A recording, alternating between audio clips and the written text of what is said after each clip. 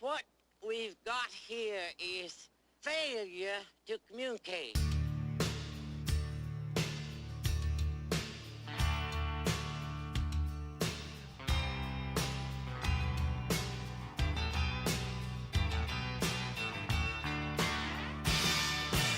I love movies, you know that. That smell in Blockbuster, that candy and carpet smell, I get high off.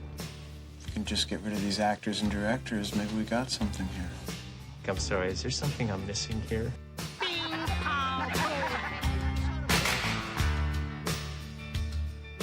Well, first I was going to start by saying, how did you see it? Because I think like the discourse about this movie was so much about like the presentation in film, and that was like the common refrain of so many movies this year. So like I was supposed to see VistaVision and didn't, and then just saw it at a regular movie house. That was your experience? I was in Ontario, so I went to the Vaughan Plex, the Colossal, or whatever it's called. So it was like, the true 70 millimeter projector. The Chinese theater here in Los Angeles, you can't get too close with the IMAX, or you get the real. That's where all those like Oppenheimer warped photos were popping up from, as people sitting like down there. But at the Vaughan, for some reason, sitting close is not as bad, and I really enjoyed the experience of some of the visuals. To be honest with you, sitting that close, it was pretty good. I guess what you asked me is like, I don't know. I guess I'm mixed. I've watched bits and pieces again. I think it's like sort of like a staggering, sprawling vision of a film. I just don't know if I'm down with the vision. And I think like it looks incredible. The production design's incredible. The costumes, the performances are great. Totally. But I feel like PT is flowing into like Tarantino territory to some degree. What I mean by that is like it's like this really interesting collection of scenes and great performances, but I don't know if it holds together for me as a movie. And this is 240 minutes. Yeah. Which did fly by, like in terms of long movies for me. I don't know, how did the length sit with you? Yeah, the length, I feel like it kind of did slow at a pace there a little bit. But one of my favorite, and to get into maybe something I was curious of what you thought one of the better shots was in this movie. For me, I have a best shot, and I think it's the driving at the end on the highway. Well, partly why I like that shot too so much was that it's something new, and I think in all three of the movies we're going to be talking about today, that's going to come up a lot for me, is that I hadn't seen something like that before. And I think part of my problem with this movie is like it's a lot of like PTA's greatest hits. Like there's a lot of like pulls for Inherent Vice because it's Pincham as well, and there's also like the camera on the door closing from Punch Drunk Love, and that's where I go, it's a little bit of like playing the hits, and I go, I guess this is like very dadcore, you're older, whatever.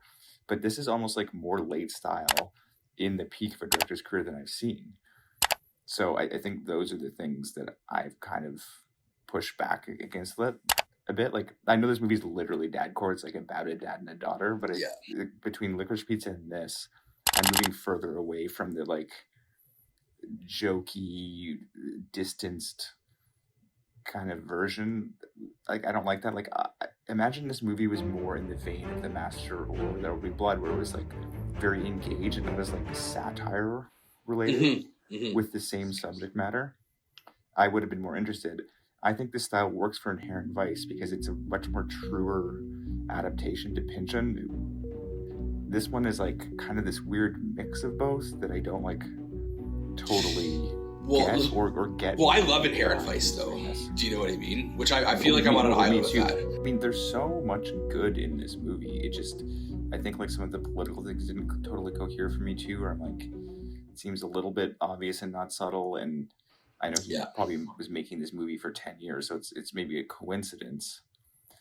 So I don't know, do you want to go and talk about maybe some of the performances we liked or some of the scenes that you really stuck out to you besides the driving? Because I have another driving one.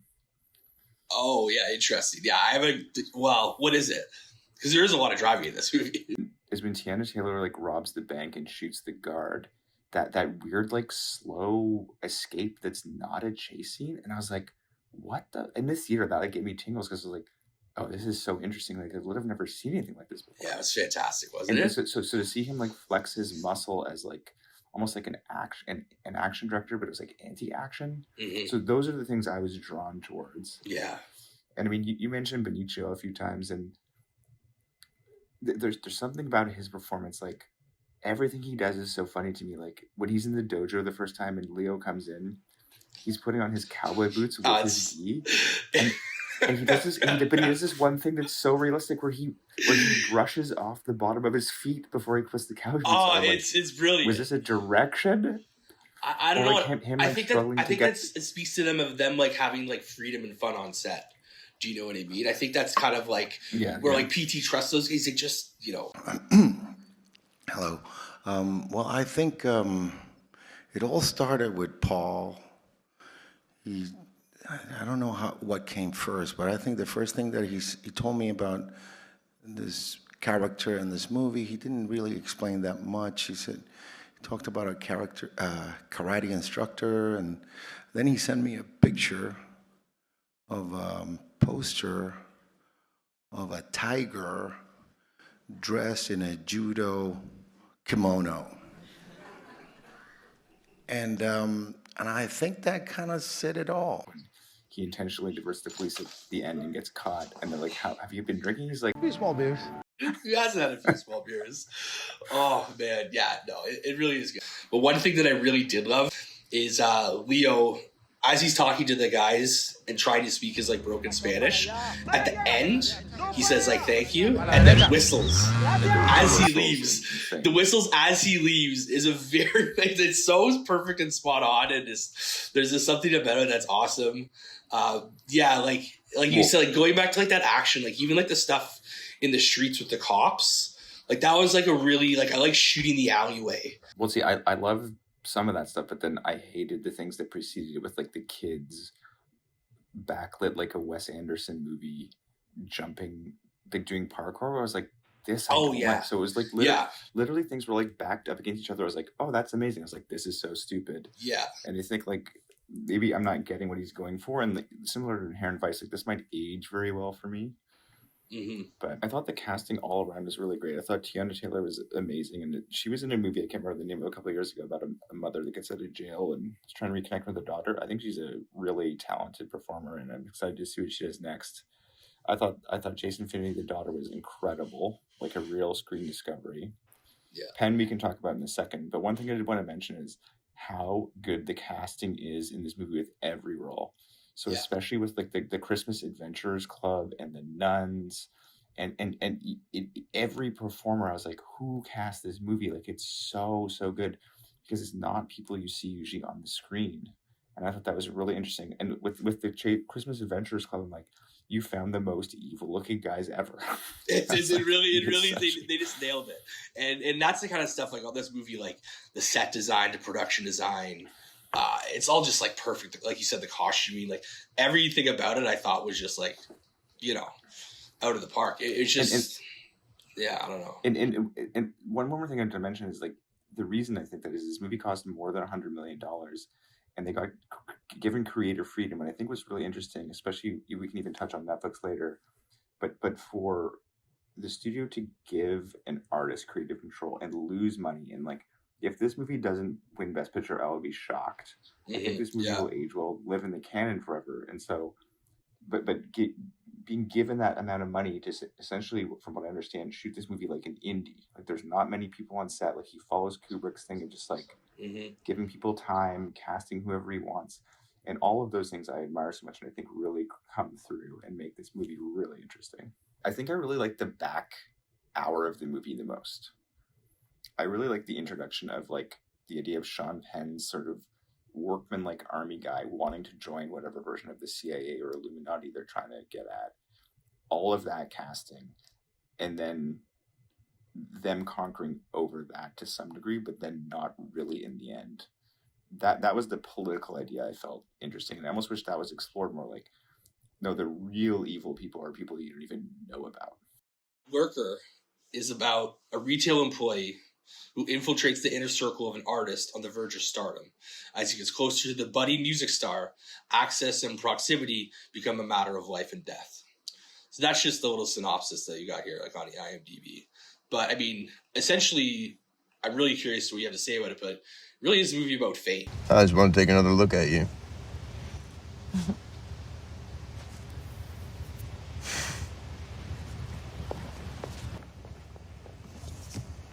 And yeah, so you were telling me a bit about how you actually came across it, which is kind of something I'm more interested in exploring too, is how to get movies like this out there more, how to like get in communication, like how to like people are like, what movies have you seen? I want to be like, watch this movie. If you're gonna watch a movie this year that like if someone's like, what movies have you watched you like I'm gonna say this for sure, just because it's a little bit different and it is so entertaining and it is a true indie and it can be achieved, like you said, like inner parts of Los Angeles that like people don't really know about, like really interesting shooting locations. But yeah, I'm curious to hear about more about where you actually like found it from. A friend of mine got me a movie subscription, and it's been really interesting. I had Criterion last year, which I kind of like fell out. I was like, I'm kind of over it, and so I have this movie thing, and it was a feature thing. I guess they bought this movie at a festival, and it wasn't like super interested just from the trailer. But she put me on it. She's like, no, it's like very like prescient, very interesting about fame and influencers, and like features a lot of like mixed media and like different ways to approach like formally a film. And so I think we talked about this in the One Battle segment again, which is like, there's something in this movie I haven't really seen before. I haven't seen like my reality expressed in a film. And so that's the thing that I really appreciate about this. It's like, you and I have both been in similar circles or situations where it's like, I thought that was a really good representation of being close to something and maybe not being there, or being that and then seeing other people that aren't quite there. It's hard to kind of talk about this movie almost without spoiling it a little bit. Well, do you want to skip ahead 2 minutes and do spoilers? Because the next two things I want to say might be spoilers. Yeah, so this is your spoiler. The first thing I want to say, just specifically what you're talking about, is it a movie about him being obsessed with someone, or is it a movie about him being obsessed with being his own artist? And this is a vehicle for him to be his own artist. Well, I interesting. I think it's yes, and it's about all these people becoming the artist. Do you know what I mean? Where it's about him becoming his own famous artist, as well as like even when he watches the music video at the end and he sees how good the music video is, he sees the pain in his own eyes and he's like, well, it's worth it. Like even at that point, so he'll suffer this torture, whether it be like metaphorical or physically in a form where he's being blackmailed, to the point where he'll do anything for his art form. If the result in the end is that the product is that good, then who and what happens beforehand doesn't really matter in the end. And I thought that was kind of, and I think that speaks to a good script, right? I think that's in the script. Like not an expert. No, maybe I am. No. But but yeah, I think that's what you were saying about him being a writer is really interesting. Yeah, it is a very good script. Yeah, I mean, and the last spoiler thing I'll say is that I love the ending because my friend who gave me this description and put me onto this was like, the ending was so. She's from Lithuania. She's like, is so American.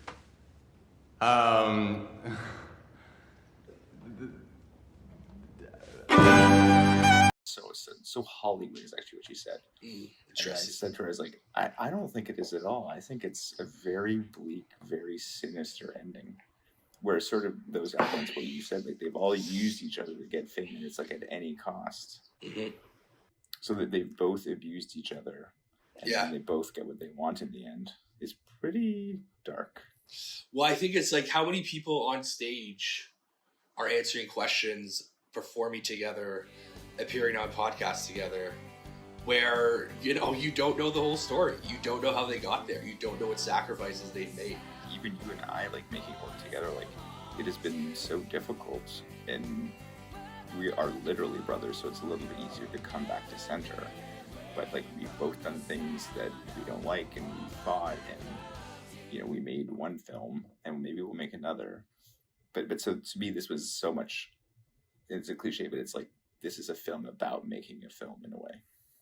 It's a very, very well-made film, and I'm really excited to see what this person does next.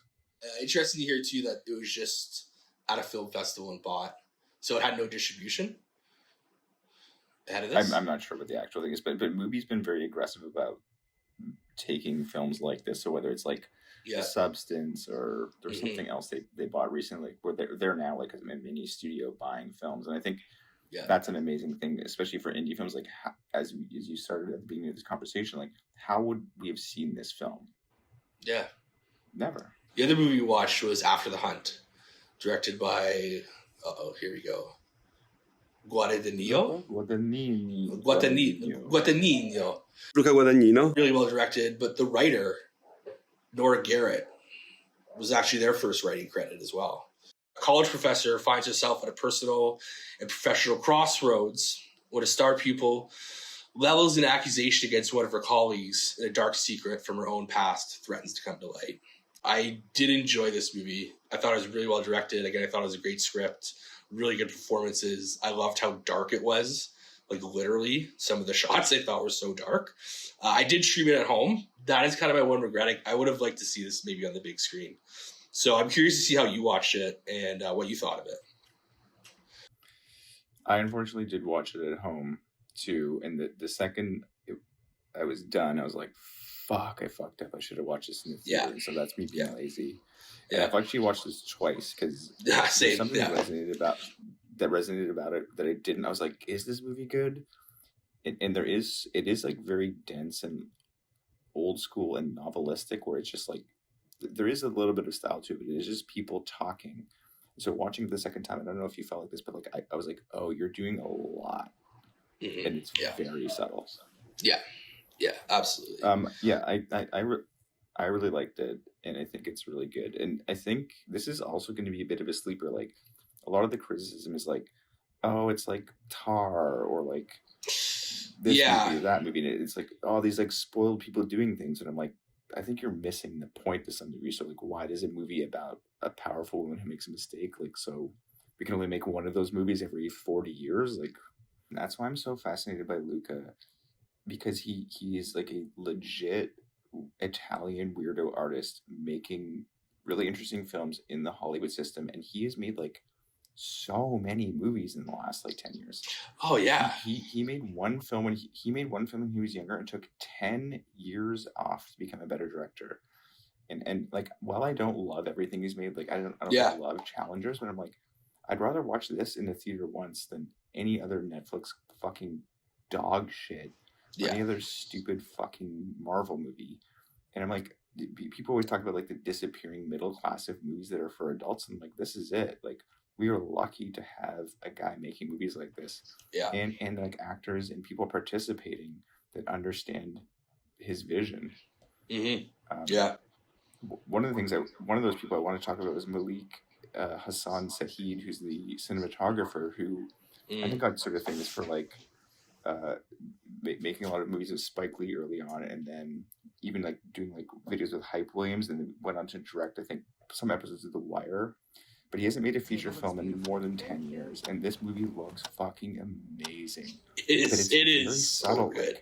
Like, but it's very subtle. Like, they're doing like camera moves and the lighting and like the blocking and the deep focus. And I was just like, especially on the rewatch, I was like, holy fucking shit, this movie looks good. And it looks like an old movie. That's the thing. It's like, yeah, it really does. That's what about cinema. It's like, I feel like I'm watching like something made in an era when everything mattered on set. Didn't mean there have to be a ton of people on set, but everyone's really there. And all those things are very considered. And even like, I think one battle looks amazing, but there is a bit of like too much new Hollywood filmmaking where it's like too much shallow focus, too much fall off, too much bokeh. Yeah. And with this, I'm like, I'm watching it right now. I'm like, there's just a scene where she went Julia Roberts went to the convenience store, and the whole convenience store is in focus. I'm like, that's what movies used to look like. That's what Spielberg would do. That's what directors from the 50s would do. It's like almost too subtle, I think, for some people.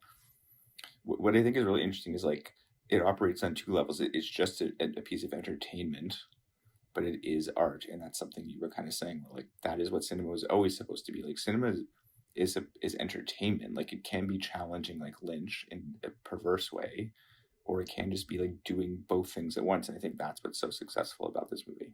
But it's like this intensity that comes through, you know, shooting Andrew Garfield like head on when he starts to get angry. I noticed too. Great freak out by Andrew Garfield. Amazing freak out in the school. But also when he kind of starts getting defensive in the restaurant. Do you know that scene I'm talking about? And it's just like it's a shot just of his face, and he's like talking at her.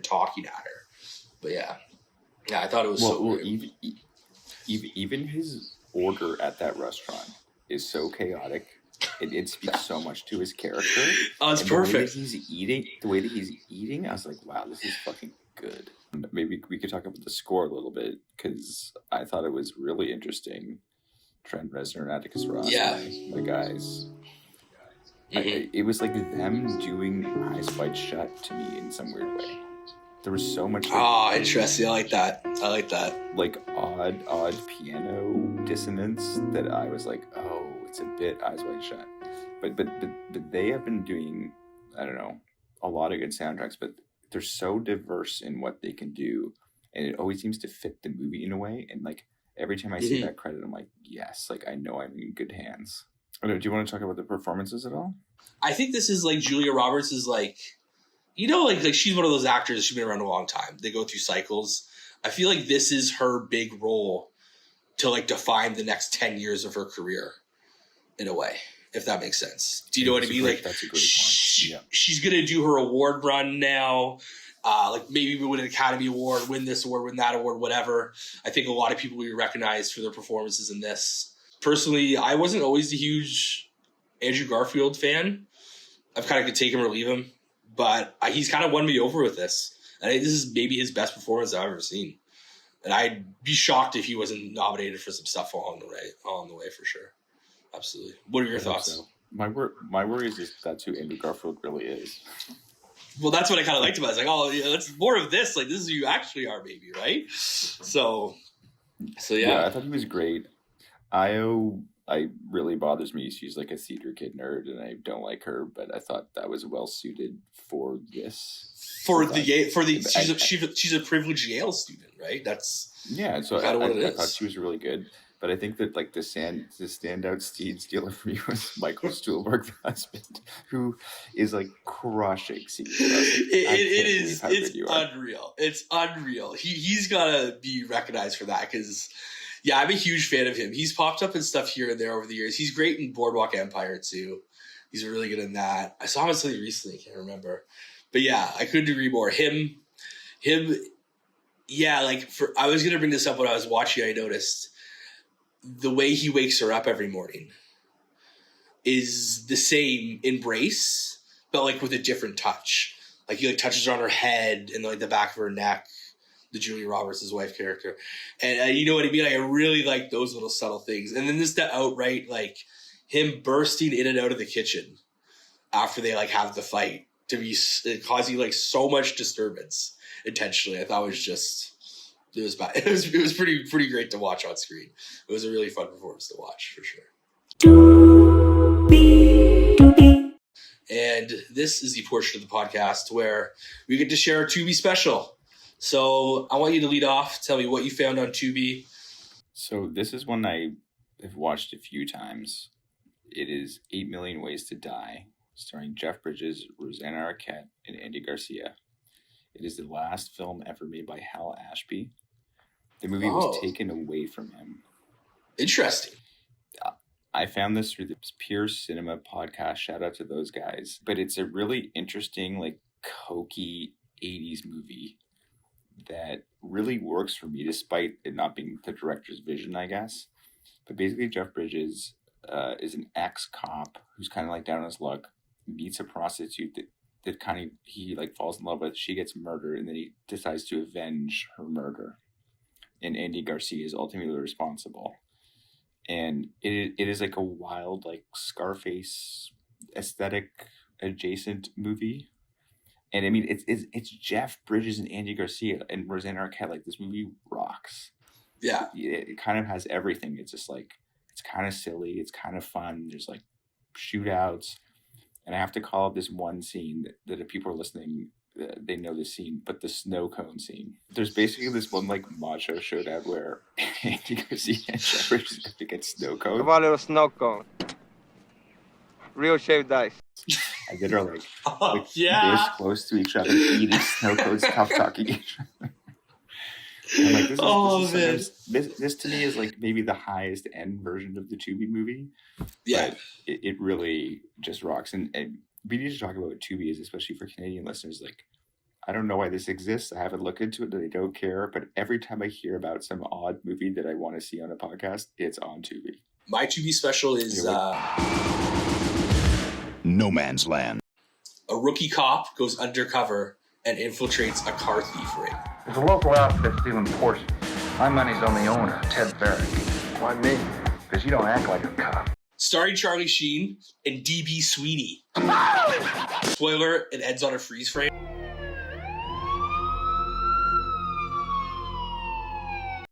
But it is really like Charlie Sheen plays like a rich kid that steals Porsches, that invites his mechanic to a party, and then they start hanging out. And then that's it.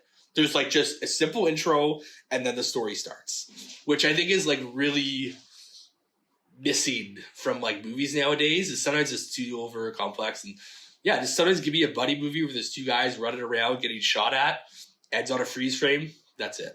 So yeah, no complaints. I would definitely recommend for a fun watch. Really great soundtrack, hilarious clothes, and it can be entertained. So love the pace. So yeah, that's my Tubi special. Yeah, I think you really hit the nail on the head there. We're like, that's what I miss about movies. I don't need always After the Hunt. Sometimes I want it's like a Saturday afternoon movie or like a rewatchable where you turn it on, you're like, what's happening? And you're already 40 minutes in, you're like, I don't care. And you pick it up and you just go and it's fun. Yeah. No, definitely. I'm watching the trailer right now. This looks amazing. Yeah. Great LA locations. Why is this never mentioned when Charlie Sheen? We have to have all the other stuff. We can't have No Man's Land.